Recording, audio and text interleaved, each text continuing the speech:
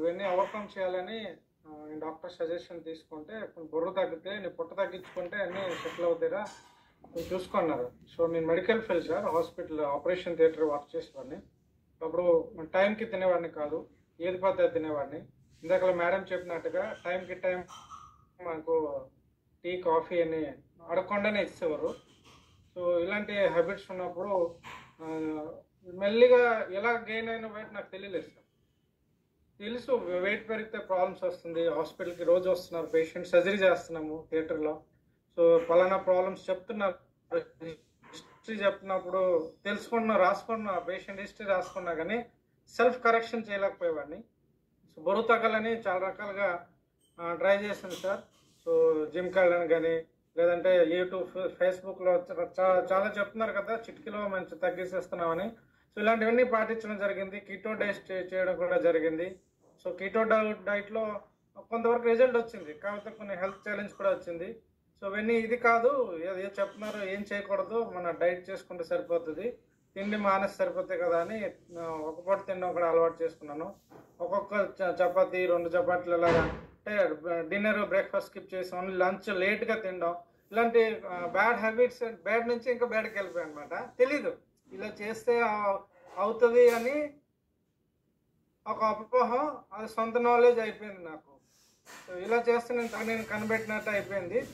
అన్ని వీడియోస్ అందరి మాట వినడము ఇవన్నీ నాకు కొంచెం సపోర్ట్ అవుతుంది అనుకున్నాను, కానీ నాకు తెలియదు హెల్తీగా అలాగా వెయిట్ లాస్ అవ్వాలని. ఐఎమ్ లక్కీ ఫెలో సార్, ఈ కమ్యూనిటీ నాకు పరిచయం అవడం. థ్యాంక్స్ టు మై కోచ్, మంచి కమ్యూనిటీ నాకు పరిచయం చేశారు. 37 kg ఫ్యాట్ లాస్ అవ్వడానికి నా కోచ్ నాకు గైడ్ చేశారు. దాంతో పాటు వండర్ఫుల్గా టేస్టీ న్యూట్రిషన్ ఎవ్రీడే ఒక గ్లాస్ తీసుకోవడంతో నాకు చాలా హ్యాపీగా అనిపిస్తుంది. సో మార్చుకోవడం స్టార్ట్ చేశాను. మెల్లిగా డిన్నర్ కూడా రిప్లేస్ చేశాను. టేస్టీగా ఉంది కదా, ఇంకా డైలీ అది కన్జ్యూమ్ చేసుకోవడానికి చాలా ఇష్టపడుతుంది. సప్లిమెంట్ కోచ్ చెప్పినట్టుగా. సో 37 హెల్త్ ప్రాబ్లమ్ ఉంటుంది, diabetic, hyper tension, migraine, knee pain, back pain, ఇవన్నీ కూడా మెల్లిగా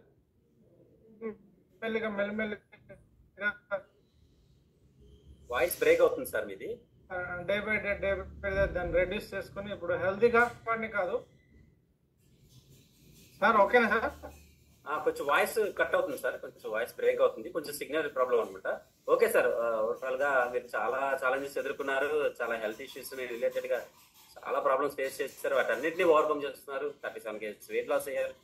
అమేజింగ్ ట్రాన్స్ఫర్మేషన్, అసలు సూపర్ ఇన్ఫర్మేషన్. అసలు మనం చూసారా ఎంత రిజల్ట్ కదా సార్ది, ఉమేష్ గారిది ఇదంతా. బట్ ఎలా సాధ్యమైందంటే కమ్యూనిటీ సపోర్ట్తో, న్యూట్రిషన్ సపోర్ట్తో సార్కి సాధ్యమైంది. బట్ అందరూ కూడా ఇలా హ్యాపీగా మంచిగా ఈ కమ్యూనిటీలో నేర్చుకుంటూ న్యూట్రిషన్ యాడ్ చేసుకుంటే 100% రిజల్ట్ వస్తుంది అందరికి. థ్యాంక్ యూ అండి ఉమేష్ గారు, thank you very much. Venky Subbu గారు.